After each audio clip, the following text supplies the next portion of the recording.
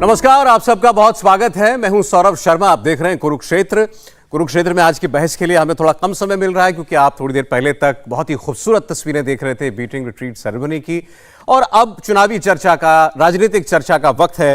मैं सबसे पहले सीधे आपको मेहमानों के पास लेकर के चलता हूं। हमारे साथ प्रेम शुक्ला जी जुड़ रहे हैं भारतीय जनता पार्टी से। प्रेम जी, स्वागत है आपका। अभय दुबे जी हमारे साथ कांग्रेस पार्टी से हैं। अभय जी, स्वागत है। और प्रदीप सिंह जी हमारे साथ हैं, जाने माने पत्रकार हैं और पॉलिटिकल कमेंटेटर हैं। प्रदीप जी, आपका भी बहुत स्वागत है। आज ज्यादा भूमिका ना मानते हुए इतना बस दर्शकों को बता देते हैं, राहुल गांधी जी की यात्रा आज आप कह सकते हैं समाप्त हो गई, क्योंकि उन्होंने लाल चौक पर आज झंडा फहरा दिया है। और यूं तो कल ये काम होना था, लेकिन पार्टी ने आज काम किया। बताया गया प्रशासन की वजह से ऐसा कहा गया था कि आज ही झंडारोहण का कार्यक्रम कर लिया जाए। और अब यहां से आगे यात्रा का क्या होने वाला है, उसके बारे में ये कहा जा रहा है कांग्रेस पार्टी की तरफ से कि अब और राजनीतिक दलों को साथ जोड़ने की जो कोशिश है उसको बलपूर्वक किया जाएगा। हो सकता है पश्चिम से पूरब की ओर भारत में एक यात्रा और निकाली जाए। सीधा मेहमानों के पास चलते हैं। आज सवाल सीधा यह है अभय दुबे साहब कि अब इस यात्रा पूर्ण होने के बाद लबोलुबाब क्या है? यात्रा से राहुल गांधी जी को, कांग्रेस पार्टी को हासिल क्या हुआ है?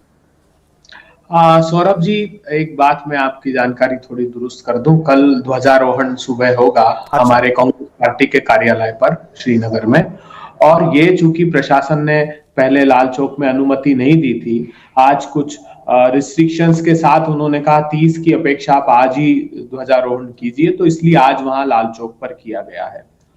ये यात्रा तो अंतहीन है, समाप्त नहीं होगी।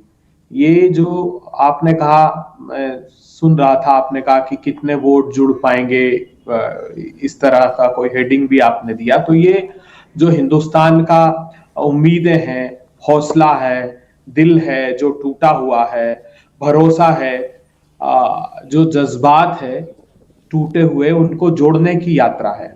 और कल का जब नया सूर्योदय होगा तो एक नई उम्मीद, नया ओज, नया भरोसा, एक नया प्रशस्त मार्ग लेकर आएगा। और मुझे गर्व है कि एक तपस्वी और यशस्वी देश के नेता राहुल गांधी जी ने एक नया मार्ग दिखाया है, जो इस हिंदुस्तान के सभी वर्गों को साथ में लेकर हिंदुस्तान से नफरत, नकारात्मकता और निराशा मिटाएगा। हिंदुस्तान के बेरोजगार युवाओं की दृढ़ता से लड़ाई लड़ रहा है, महंगाई के खिलाफ एक शंखनाद कर दिया है, संसाधनों की लूट के खिलाफ मुखरता से बोल रहा है। तो ये समूचा हिंदुस्तान साथ। और अभी राहुल गांधी जी ने अपनी प्रेस कॉन्फ्रेंस में कहा भी कि ये कांग्रेस पार्टी की यात्रा नहीं थी। जिस प्रकार लाखों लाख लोग भारत के चले हैं, तो ये भारत की यात्रा थी और मैं उसमें शामिल था। ये एक बहुत बड़ा वक्तव्य राहुल। उनकी प्रेस कॉन्फ्रेंस में काफी बातें कही गई, चूंकि कार्यक्रम चल रहा था, हम अभी दिखा तो नहीं पाए उसको, लेकिन उन्होंने ये कहा है, प्रेम शुक्ला जी के पास में जाना चाहता हूं, उन्होंने आर्टिकुलेट अपनी यात्रा को और कांग्रेस पार्टी के लक्ष्य को और देश के हालात को कुछ इन शब्दों में किया है कि अब देश के पास केवल दो ही रास्ते हैं। देश के सामने विचारधाराओं के दो विकल्प हैं, एक भाजपा और आरएसएस का विकल्प है जो नफरत का और भारत को बांटने और तोड़ने वाला विकल्प है, एक कांग्रेस पार्टी ने जो विजन दिया है वो उनके पास विकल्प है कि आप प्यार के, भाईचारे के रास्ते पर चले, चुनाव देश को करना है। देखिए, भारत को में जो है नफरत फैलाने का दुष्कर्म कांग्रेस के अतिरिक्त किसने किया?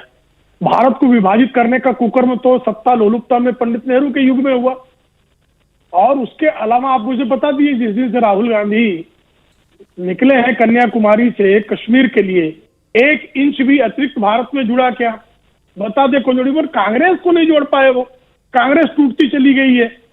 ना उनके पास केरल में कांग्रेस में नया व्यक्ति कोई शामिल हुआ, ना तमिलनाडु में कोई नया व्यक्ति शामिल हुआ, ना आंध्रा में, ना तेलंगाना में, ना महाराष्ट्र में, ना मध्य प्रदेश में, ना राजस्थान में, ना दिल्ली में, ना पंजाब में, ना जम्मू एवं कश्मीर में। अब इसमें मैं सूची गिना सकता हूं कितने लोग कांग्रेस को त्याग कर चले गए।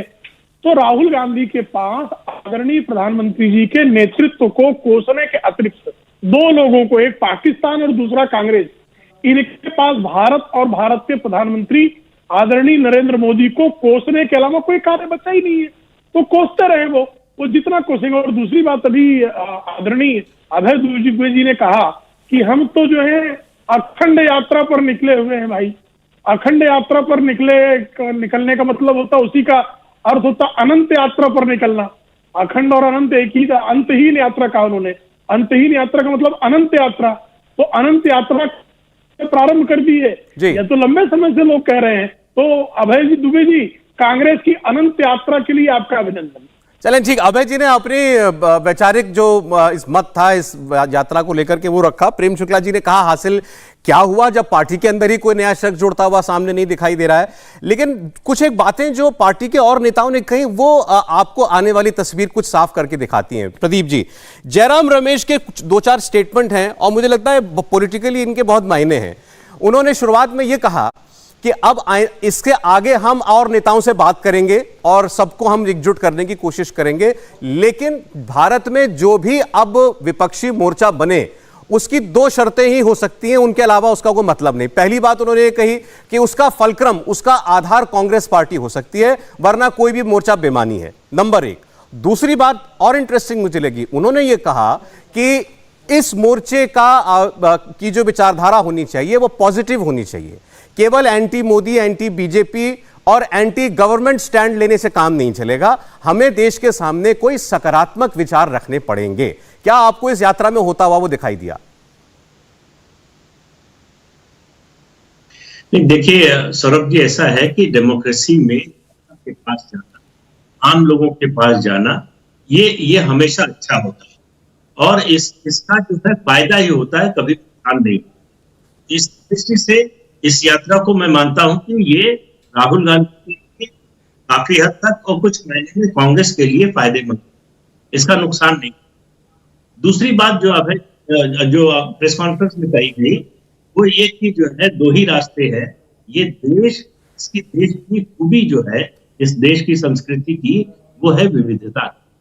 और इस देश की जो डेमोक्रेसी है ये मल्टीपोलर डेमोक्रेसी। ऐसा नहीं है कि जो लोग बीजेपी से असहमत है या कांग्रेस से असहमत है उनके लिए कोई जगह, सबके लिए जगह। जो इन दोनों पार्टियों की विचारधारा से सहमत भी है उनके लिए भी गुंजाइश है। जनता उनकी भी बात सुनती है, उनकी ओर भी देखती। इसलिए ये कहना ठीक नहीं होगा कि 2 ही रास्ते हैं और कोई तीसरा रास्ता है। अब आपके सवाल पर आता हूं। देखिए, जो बात जयराम रमेश ने कही है कि पहली बात तो उन्होंने ये कहा कि जो है फलक्रम जो है किसी विपक्षी एकता का कांग्रेस को ही होना चाहिए। मैं इस बात से शुरू से सहमत हूं कि अगर विपक्षी एकता कोई होनी है तो कांग्रेस को केंद्र में रखे बिना, कांग्रेस को दूरी बनाए बिना नहीं हो सकती। ये इनको हो रहा है, जरा सा इसको ठीक कराइएगा जी। ठीक करें इसको जी। कोई भी विपक्षी एकता, उसमें अगर केंद्र में या धुरी उसकी जो है कांग्रेस होगी, तभी उसके सफल होने की संभावना भी हो सकती है। होगी कि नहीं, मतदाता तय करेगा। दूसरी बात, ये शर्त रख। प्रदीप जी, आपकी आवाज भी साफ नहीं आ रही। मैं इसको 1 मिनट में ठीक करा करके आपके पास आता हूं। सर, आपकी बात सुनना जरूरी है हमारे लिए। इसको हम ठीक कर लें, उनको एको भी आ रहा है, ऑडियो क्वालिटी भी थोड़ी सी बेटर कर लें। आपने जो बातें की मैं वो अभय जी के पास लेकर के जा रहा हूं। जी अभय जी, आपकी बात से प्रदीप जी सहमत हैं कि विपक्षी एकता की धुरी कांग्रेस पार्टी ही हो सकती है, वरना किसी मोर्चे का कोई बहुत ज्यादा वास्तविकता में कोई विकल्प नहीं दिखाई देगा। लेकिन जो दूसरी बात, उस पर आप थोड़ी रोशनी डालें कि ये पॉजिटिव, एक पॉजिटिव सोच वाला, सकारात्मक सोच वाला विकल्प होना चाहिए। केवल उनके शब्द हैं कि केवल एंटी बीजेपी और एंटी गवर्नमेंट स्टैंड लेकर काम नहीं चलेगा। तो वो अभी तक तो हम ये होता हुआ देखते हैं और विपक्ष का ये जिम्मेदारी भी है कि आप सरकार की कमियां गिनाएं, वो आप करते हैं। लेकिन एक नया पॉजिटिव विकल्प वो क्या है? नहीं, देखिए सौरभ जी, जो देश, पहले तो मैं ये बात साफ कर दूं कि स्वाभाविक है, प्रदीप जी ने बिल्कुल ठीक कहा, 18 प्रांतों में कांग्रेस पार्टी के लोकसभा के प्रतिनिधि जीत कर आए हैं और एक बड़ा अम्ब्रेला कांग्रेस पार्टी जिसका व्यापक जनाधार समूचे देश में है। इसलिए स्वाभाविक है कि जो कांग्रेस के साथ आना चाहते हैं उनका हम स्वागत करेंगे। दूसरी बड़ी बात यह है कि मैं भी इसी दृष्टिकोण का हूं। जयराम रमेश जी ने जो कहा है कि हमको अपने सकारात्मक तरीके से काम करने की आवश्यकता है और उस दिशा में काम कर भी रहे हैं। राहुल गांधी जी ने कई मौकों पर अपना दृष्टिकोण साफ रखा है। राहुल गांधी जी जब कौरव कहते हैं सत्ताधारी दल को, तो उसके निहितार्थ हैं वो कृष्ण की भांति हैं, जो जैसे भगवान कृष्ण आखिरी प्रस्ताव लेकर गए थे हस्तिनापुर की सत्ता के पास और उन्होंने कहा था कि रखो अपनी धरती तमाम, दे दो मुझको 5 ग्राम। कौरव दुर्योधन वो भी कर ना सका, आशीष समाज की ले ना सका। तो वो वही काम भारतीय जनता पार्टी, राहुल गांधी जी के 5 प्रस्ताव थे कि एक सांप्रदायिक सद्भाव बनाइए, एक बेरोजगार युवाओं को जो जार जार है उनको राहत दीजिए, महंगाई की आग में जो झोंक रखा है उनको राहत दीजिए, जो धन्ना से ठकूत संपदा कमा रहे हैं उस पर रोक लगाइए और संसाधनों की लूट जो हिंदुस्तान में हो रही है उस पर प्रतिबंध लगाइए। तो पहले प्रस्ताव पर मुझे प्रसन्नता है कि प्रधानमंत्री जी ने स्वयं आकर इस बात को कहा कि सभी धर्म संप्रदाय के प्रति लोग, भारतीय जनता पार्टी के नेताओं को खासकर कहा कि उनमें आस्था व्यक्त कीजिए और वैमनस्यता समाज में नहीं फैले। तो ये एक अच्छा पक्ष इस यात्रा का परिणाम था कि स्वयं प्रधानमंत्री जी को आगे आकर कहना पड़ा, और मैं उम्मीद करता हूं कि ये और सकारात्मक परिणाम इस यात्रा से निकलकर देश में आएंगे और इसी दिशा में, इसी सकारात्मकता की बात राहुल गांधी जी ने की और कांग्रेस पार्टी भी करेगी। इसमें मैं एक चीज और ऐड कर देता हूं, क्योंकि हम जयराम रमेश जी के स्टेटमेंट को भी हम डिस्कस कर रहे हैं। प्रदीप जी, उन्होंने इसके आगे एक और बात की, अपनी बात आप कंप्लीट कीजिएगा। फिर वो ये भी कह रहे हैं कि आइडियल सिचुएशन तो ये है कि हम हर राज्य के अंदर बीजेपी को हम सीधी टक्कर खुद दें, लेकिन शायद ये 2024 में मुमकिन ना हो, लेकिन हमें 2029 की तैयारी करनी चाहिए कि बीजेपी के सामने कांग्रेस पार्टी हर सीट पर अकेले अपने दम पर मुकाबला करे। तो इतना तो वो एडमिट कर रहे हैं कि आज की वास्तविकता में ये नहीं दिखाई देता कि हर राज्य में प्रमुख चुनौती देने वाला, प्रमुख प्रतिद्वंदी बीजेपी के सामने वो कांग्रेस ही हो। नहीं, ये तो अच्छी बात है, ये स्वागत योग्य बात है। आप अपनी कमजोरी को पहचानते हैं, उसको जानते हैं और उसको सार्वजनिक रूप से स्वीकार कर। एक बात स्पष्ट हो गई। दूसरी दो बातें कही, दूसरी बात पर मैं आ रहा था, जो उन्होंने है कि विपक्षी एकता जो है उसकी धुरी सी।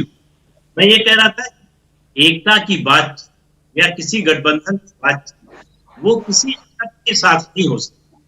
सार्वजनिक रूप से पहले शर्त रखें और उसके बाद बातचीत करें।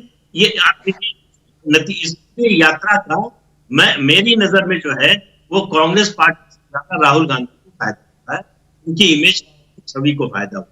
कांग्रेस पार्टी को फायदा अगर होता, उसका एक ही प्रमाण, उस यात्रा के दौरान जो क्षेत्र में है उनके बड़े नेता अगर जुड़े होते। आप देखिए तमिलनाडु में एम.के. स्टालिन के और फारूक अब्दुल्ला और उनके महबूबा मुफ्ती के अलावा है कोई बड़ा नेता ऐसा नहीं।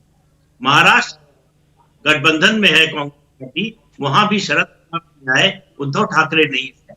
तो एक इस तरह की भावना जा रही या इस तरह का संदेश जा रहा है कि राहुल का नेतृत्व शायद इस क्षेत्र को पसंद नहीं है या स्वीकार नहीं है। कांग्रेस पार्टी विपक्षी एकता की धुरी हो, मुझे नहीं लगता इससे किसी को इनकार हो। लेकिन इसके आगे की शर्त क्या? असली बात जो हमेशा विपक्षी एकता में आकर है वो है नेतृत्व। क्या नेतृत्व के सवाल पर कांग्रेस पार्टी फ्लेक्सिबल? क्या कांग्रेस पार्टी इस बात के लिए तैयार होगी विपक्ष अगर मजबूत पक्ष खड़ा करना है तो हम नेतृत्व के मुद्दे पर भी पुनर्विचार करने को तैयार है? ये एक बड़ा सवाल होगा, क्योंकि ये नाम देने की जरूरत नहीं है। आपको पता है कौन सी पार्टियां हैं जो ये चाहती हैं कि पहले नेतृत्व का तय हो और राहुल गांधी का नेतृत्व ना हो। ये वो सार्वजनिक रूप से कई पार्टियां स्पष्ट भी कर चुकी। लेकिन कांग्रेस पार्टी के लिए ये इस प्रश्न का उत्तर आसान नहीं होगा। वो अपने सबसे बड़े नेता को किनारे रखकर विपक्षी एकता करें, तो नहीं लगता कि ये कांग्रेस के लिए संभव। इसका जवाब अभय जी दे सकते हैं मेरे ख्याल में। अभी तक मुझे नहीं याद कि किसी प्रवक्ता ने खुल करके ये बात अभी कही है कि नहीं कांग्रेस पार्टी का ही वो नेतृत्व सबको स्वीकार करना पड़ेगा। ये बात कहने से अभी पार्टी बच रही है, लेकिन सवाल यह यात्रा के बाद भी क्या राहुल गांधी का नाम खुलकर पूरे विपक्ष के प्रतिनिधि के तौर पर आगे पेश करने से कांग्रेस हिचकिचाएगी? एक बार लेकिन प्रेम शुक्ला जी के पास। प्रेम शुक्ला जी, जैसे बात अभी हो रही थी, जयराम रमेश ने यह कहा कि भाई कांग्रेस पार्टी को लेकर ही कोई मोर्चा जो है वो उसका गठन किया जा सकता है, और वो ये भी कह रहे हैं कि हम एक अल्टरनेट विजन पेश करें, केवल ये ना बताएं कि मोदी में ये खराब है, मोदी सरकार ने ये नहीं किया, बीजेपी आरएसएस की विचारधारा ऐसी है।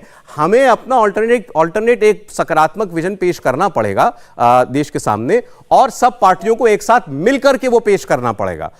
ये जैसा प्रदीप जी ने कहा स्वागत योग्य लग रहा है, और लग रहा है कि विपक्ष जो है वो अब एक सधा हुआ कदम बढ़ाने की तरफ बढ़ रहा है आगे बीजेपी के खिलाफ। सौरभ जी, एक नकारात्मक नेतृत्व अगर सकारात्मक बात गलती से कर भी दे तो उस सकारात्मक गतिविधि में संलिप्त है क्या? तो नहीं है। आप मुझे बताइए, कन्याकुमारी से लेकर कश्मीर तक की प्रेस कॉन्फ्रेंस में, पूरी यात्रा में कौन सी सकारात्मक बात हुई? जरा एक बता दीजिए मुझे। अभी अभय जी कह रहे हैं कि कौरव है भारतीय जनता पार्टी। अरे सबसे बड़े कौरव और दुर्योधन तो कौरव कांग्रेस और दुर्योधन राहुल गांधी है। राहुल गांधी की मां गांधारी जो है, राहुल गांधी को प्रधानमंत्री बनाने के लिए पता नहीं क्या करने को आमादा है, कुछ भी कर देने के लिए तैयार है। और भाई 12 लाख करोड़ रुपए की लूट करने वाले भ्रष्टतम पार्टी वैश्विक लोकतंत्र कांग्रेस भ्रष्टाचार पर बात करेगी, लूट पर आप बात कर रहे हैं। मारुति किसने बेचा? भारत के मुंबई एयरपोर्ट का जो है निजीकरण किसने किया? कांग्रेस ने किया ना।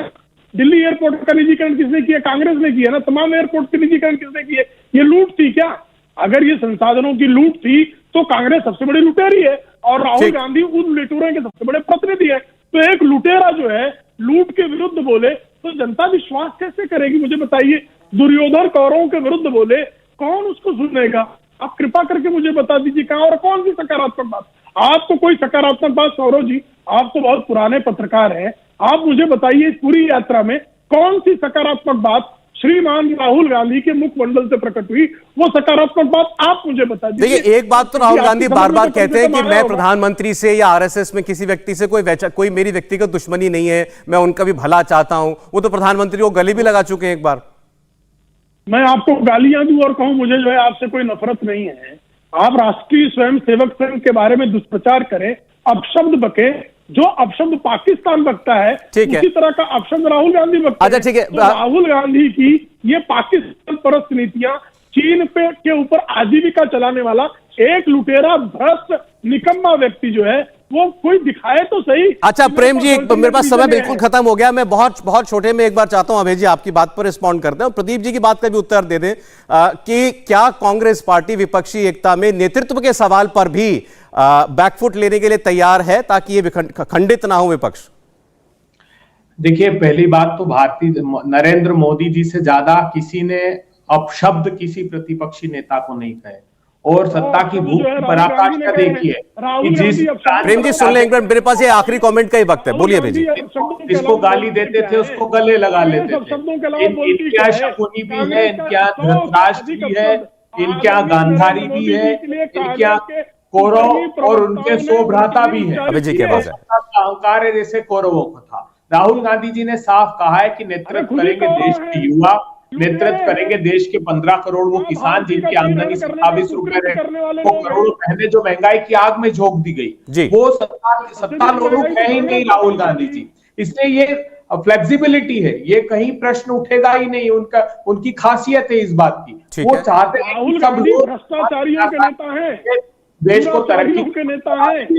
अब इनके सेठ है जिनको इनको पोषित करना है। एक जो अभी गर्त में गिरे जा रहे हैं, जिनको कूच संपदा कमा दी 1000 करोड़ रुपए जो कमा रहे हैं। चलिए ठीक है अभय जी, आपकी जो है आपने मैं ठीक है, समय मेरे पास इतना ही था। आपने ये कहा कि नेतृत्व के प्रश्न पर भी पार्टी और राहुल गांधी फ्लेक्सिबल है, कोई सत्ता का लालच राहुल गांधी को नहीं है, कम से कम ये बात कभी आड़े नहीं आने वाली। आगे देखते हैं इस बात पर जब समय आता है इस सवाल का जवाब देने का तो क्या होता है। बहुत शुक्रिया प्रेम शुक्ला जी, अभय दुबे जी, प्रदीप जी, आज वक्त थोड़ा कम था, बहुत धन्यवाद आप लोग जुड़े।